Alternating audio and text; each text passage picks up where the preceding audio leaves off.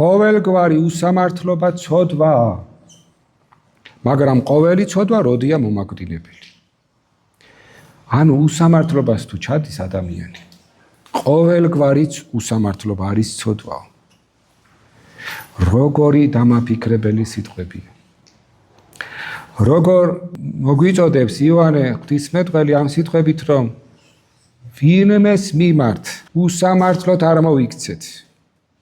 და არა მარტო ჩვენ არ მოიქცეთ უსამართლოდ, არამედ სხვა თუ მოიქცევა, ის არ მოიწონოს შემთხვევით.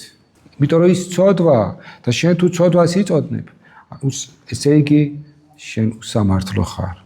ანუ ყოველნაირი გამოხატულება უსამართლობისა, ყოველნაირი ეს ძალადობით იქნება, ჩაგვრით იქნება, უბრალოდ სიტყვით იქნება, ცილისწამებით იქნება, არ აქვს მნიშვნელობა.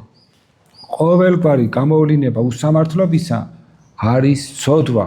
ესე იგი რა გამოდის, რომ ჩვენ უნდა ვიყოთ სამართლიანობის სადარაჯოზე. ჩვენი მოწოდება ეს არის. იმიტომ რომ თუ კი სამართალს უღალატებ, არ აქვს მნიშვნელობა შენ უშუალოდ თუ სხვას მოუწონებს სამართლის ხალათს. სამართლიანობის ხალათს შენ ცოდვაში ხარ. ცოდვის მიერი პიროვნება ხარ. ცოდვას იწონებ, ცოდვას ამართლებ, ცოდვა გიხარია და ცოდვას აკესებ. რადგან უწონებ ადამიანს ცოდვის მიერ უსამართლო ქმედებას, გადაწყვეტილებას, სიტყვას თუ რაიმე სახის სხვა გამოხატულებას თუ განწყობას.